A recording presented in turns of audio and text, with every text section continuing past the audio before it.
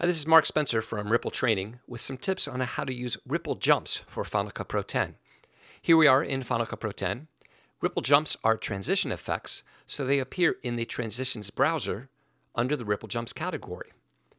Now these transitions are longer than standard transitions. They're about 4 seconds long, so there may be cases where you don't have enough media.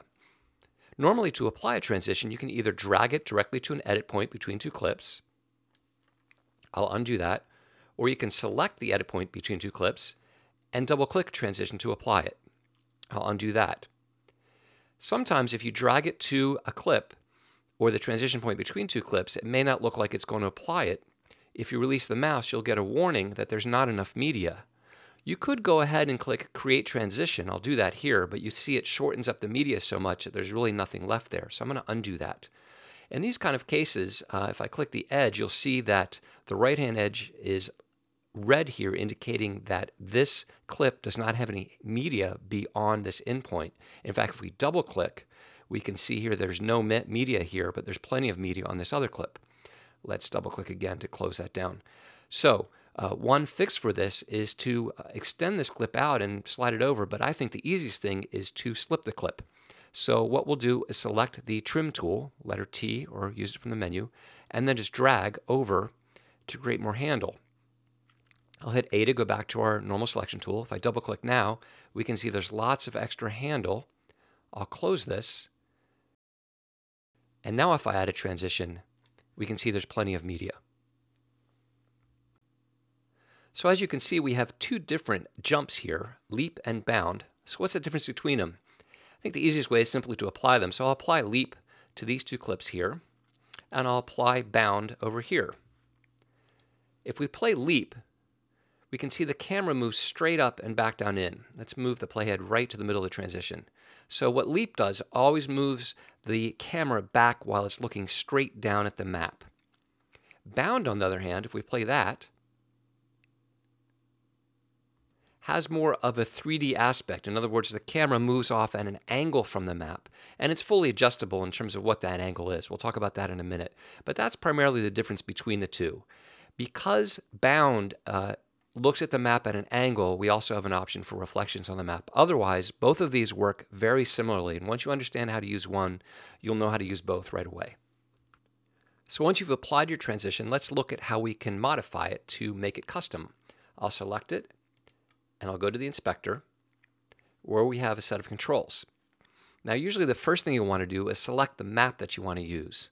This is the default built-in map, but if we scroll down, and we can see a pop-up menu for built-in maps. We've got a world, we've got an old-fashioned world, a kind of high-tech world, and then a detailed world. And then we have a whole bunch of other maps of different parts of the world that are more specific. So we can go right into the Middle East, or we can go into South America, for example. If you selected one of the top worlds, we see the entire map by default. Some of these other ones that you select, for instance, if we go to South America, we only see part of South America, and we have controls underneath to adjust the scale of the map. So we could scale it up or down, and we can also move it left or right by panning the map to get it about where we want. So you don't worry about where these pins are yet, but just what part of the map you want to see. So first step is choose a map. The second step is to move the map to select the parts you want to see. Now, besides the built-in maps, you can also use your own map. Just hit this checkbox here, and you'll get a drop zone. Select the drop zone well, and select a map. Once you click Apply Clip, you need to deselect and reselect the transition in order to get your parameters back. But if we scroll down underneath the Use Your Own Map section, you can pan that map, and you can scale that map to see just the portion you want to see. Now, you see there's some extra blue area around here, and we'll take care of that in the camera controls. So let's say this is the map we want to use. Our next step is to adjust each of the transition clips to put them where we want them. For that, we go up to the top here and change the view from the camera, which lets us see the animation, to the director view, which gives us a fixed view that doesn't change as you move the playhead through the transition. With the director view in place, we can see on-screen controls that allow us to move each of these points anywhere we'd like. So I'll move this one over to Yankton and this one over here to, say, Sioux City.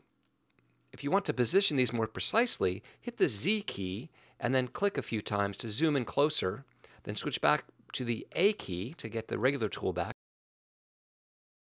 And then you can precisely set up both the pin itself with the text moves with it, and then you can also move the text separately from the pin. And then you can choose whether or not you want text. In this case, I don't really need it. I've got a name of a city right there, but I can double click the text. I'll hit Command A to select it all, and I could type a location, or in this case, I'm just going to delete the text. I'll use this little viewer here to move over. I'll reposition this one where I want it, and I'll also delete this text. If I did want to change this, you've seen already that I could just double click on it to delete it or to edit it. In this case, I'm going to delete it and hit Escape. So now that I have these positioned correctly, I'm going to go back to the camera view. I'll also click in the viewer to make sure it's active and press Shift-Z to fit everything back into the window. By the way, here's a really handy tip. When you're moving around anything, text or these pins or the markers we'll talk about in a minute, you might find these yellow guides, dynamic guides turning on, and you snap to them and they can really get in the way when you're trying to precisely move something that's close to one of these guides. So all you need to do is hold down the Command key, and that will make those disappear, and then you can easily move things exactly where you want them. Okay, if we were to play our animation now, we do start from the right location and go to the right location, so our pins are properly placed. However, the framing isn't quite right. So let's move the playhead to the middle of the transition, and that's what these camera controls are for right here. We can adjust the camera position and rotation. In this case, I'm going to open up position to reveal X, Y, and Z, and I'm just going to choose to zoom in closer because I don't need to see that blue area outside.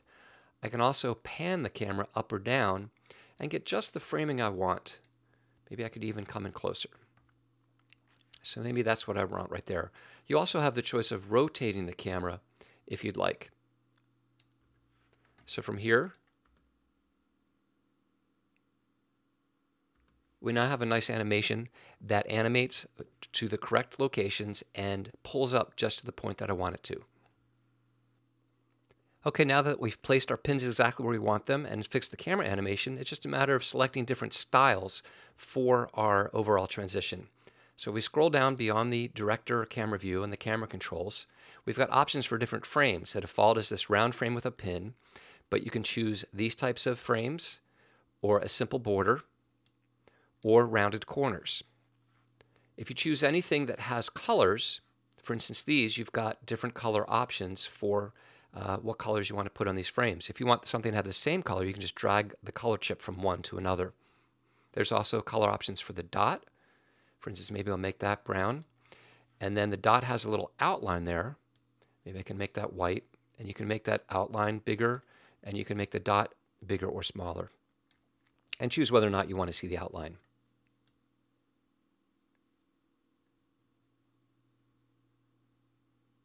From there, you can choose to colorize the map.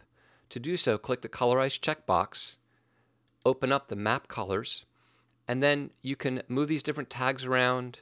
You can right-click on them to choose a different color. And basically, all the controls of a normal gradient are available. You can click to add additional gradient colors and really customize your map in a very specific way. I'll turn that off and close this up. If you did leave the text on the screen, the titles, you could change the font and the size individually for each transition A or transition B. And if you did want to reveal the background that we saw earlier, you can pop this open and you have a gradient that by default is a single color, but you can have a gradient background if you'd like as well. In addition to the transition A and transition B clips here, you can turn on additional markers. If we come down here, we see there are 4 different markers, and each one is hidden by default, but they can be a pin or a drop zone. If you're going to turn these on, what I'd suggest you do is to go back to director view so that you get a bird's eye view of the entire scene. Then you can come down and choose to turn these on. A pin simply shows a red pin. In fact, I'm going to hit the Z key and zoom in a little bit here, pan over a little bit. And then you can turn on a drop zone, that you can add content to. So I'll just turn each of these on. I'll add 2 pins and 2 drop zones, and they each have on-screen controls. If I hit the letter A to go back to the selection tool, I can move these to any area that I want.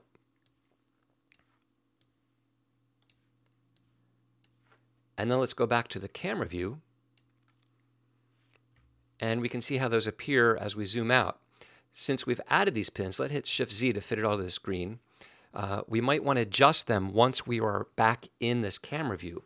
And we actually have great controls for tweaking our overall arrangement. Even though you've set it up in director view and zoomed in, you might realize you want to move things a little bit. So transition A and B each have position controls that you can adjust right here in the camera view. And then if we go down to each of these markers, they also have controls to adjust them so you can see exactly where they land when you are in camera view, and you can move them each exactly where you want them. You can also change the font size for all the markers. If you want to change the text, just double click on any of them and type what you want. And then if you did choose drop zones, you can put content. So for instance, this is marker 2, so I'll select drop zone 2. And then you can add any content you want to that drop zone. Just as an example, I'll select a clip.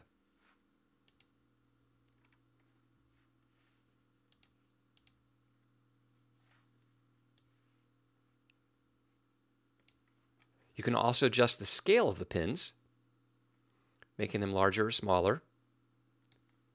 The color of the pin heads, just by dragging the slider, changes the hue. And then the pin dot color.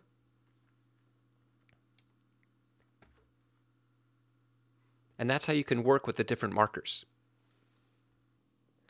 Here's an example of bound where I've used one of the built-in maps, and I've also added several markers used as drop zones and put in pictures of a little trip from San Francisco down through California all the way through Cabo to La Paz.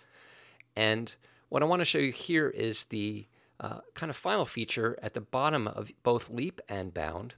There's an option to show a path. So if I click that checkbox, I get a path. And then, just like other cases, when you want to adjust something, what you want to do is go back to the top and go to director view, where you have on-screen controls to adjust the path. And it has 6 points because you may have at most 6 different objects, your transition A and transition B clips, plus up to 4 markers. If you don't have all those objects, you can still use each of these little on-screen controls and just, kind of line them up as best you can.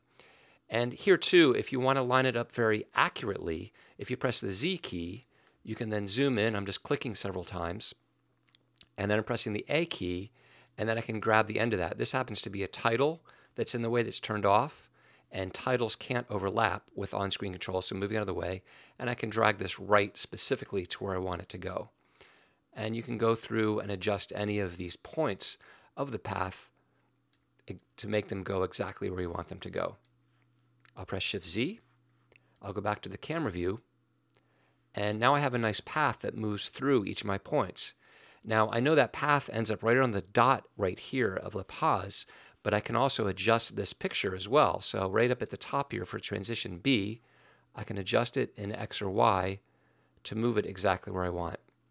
So between the two, you can create a very custom path and show a series of objects along that path. One other thing while we're in here, since we are in bound, which is the kind of 3D version, we have an option for reflections, which are on by default, but you can turn them on and off with this pin reflections checkbox. Here's a little tip about changing the camera animation. I'm going to apply leap to these 2 clips just to have the default applied. So I'm going to delete that and hit the edge and double click to get the full 4 seconds. Sometimes Final Cut seems to have a little bit of a bug where it doesn't understand the clip duration. By the way, also, if you want to change the duration of these transitions, you can drag the edges or hit Control-D, which will show you the duration, and then you could type a new duration, for instance, 3 period for 3 seconds, which shorten it down to 3 seconds. I'll undo that and keep it at 4 seconds. So here we have this default animation where the camera pulls way out and goes back in again. It comes out and really reveals the entire map. Let's say you didn't want that to have happen. Let's first set this up quickly. Let's go to the director view. And since it's a picture of New York, let's move this over to New York. Z, zoom in, A, reposition this a little closer to where New York is. This is a picture of Paris, so let's move this over to roughly where Paris is. And let's change this to Paris and move over and change this to New York. Shift Z, go back to camera view. And now we have a little animation, but we really don't want to reveal the whole world. So as you've already seen, we can open up the camera controls. We've got X and Y, so let's say we don't want to come down so far. But we can also come in a lot tighter. And there may be times, let's also pan over and come down a little more. So there may be times when you don't even want to reveal this much of a map. Like you may have even revealed it for one move, and then you're doing a move to another city, and you don't want to pull back so far. And that's fine, especially if you have maps at higher resolution. We can zoom in quite close. Notice my playhead is at the middle of the clip, just so I see where the final pullback point is. Let's also move this over a little bit here. I'll hold the Command key down so that snapping doesn't get in the way. And I'm using the X and Y and Z controls to just kind of focus in on Paris at the middle of the transition. So now we go from New York and we immediately go over to Paris, assuming that we've already seen an animation coming to New York. We don't need to pull the way out. We'll just come right over to Paris, hang on that in a minute, and zoom into the Eiffel Tower. So you've got a lot of control on exactly what the camera does by adjusting its position and potentially with its rotation, especially with bound. In fact, let's go over and take a look at an example of bound here. And here we have an animation in more of a 3D space where the camera pulls back. And by using the camera rotation, we can adjust exactly how it pulls back and how much of the map that it sees, and even tilt it left or right if we wanted to on the y-axis, or we can tilt it on the x-axis to look more straight down on it, or look very low like that. And if you do expose the background, you already know you can change the background color. So you've got really a great deal of control on exactly what the camera move will look like. So for instance, let's do this, pull this up a little higher, and now I have a very different kind of move. If you don't like how the camera dips, if you've really pulled it down quite a bit, you can just get closer and adjust the camera animation at that point. So the playhead does not have to be in the middle of the transition. You can choose exactly where you want the playhead to be and adjust the animation at that point in time and get it to look just the way that you want. Finally, here's a tip to really take your animations a little bit further and really make them look better. If you're using stills as the content for a transition, for instance, here I have a still image of the Golden Gate Bridge from iStock Photo, and on the other side I have a still image from Cabo, down at the end of the Baja Peninsula. So if I play this right now, we sit and look at a still, and then we pull back and reveal the next still and push into it, and it sits still. But here's what we can do. We can actually animate these stills before we go into the move. And the idea is we're going to be pulling out. So if we make a little move where this shot seems to pull out, it'll really add something to it. So I'm going to place the playhead at the beginning of the transition, and I'm going to make sure this clip is selected. And I'm going to set its scale at 100% at this point. I'm just going to set a keyframe for its scale at 100%. Hit the up arrow to move back to the beginning of that clip. And then I'm going to scale it up a little bit. Not a whole lot, 107, 8, 9, 10%, something like that. And now what that will do, if we play, we pull out and then pull back. So it's almost as if the camera's already pulling back here before we move into the transition. It can really add some life to it. By the same token, let's move to the next clip. I'll select it. I'm at the frame right at the end of the transition. I'll set a keyframe at 100% here. Then I'll hit the down arrow and the left arrow to park on the last frame here and scale it up a little bit. And now as we come out of this transition, we continue to push in on the image. And then you can adjust those keyframes if you want. If you hit Control V to reveal the animation here, you can adjust those keyframes and even have that move be happening a little bit right inside of the transition itself.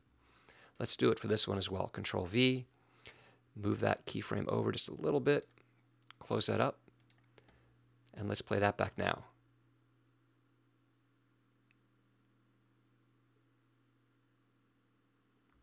That technique, when applied to photos, can really make them come alive.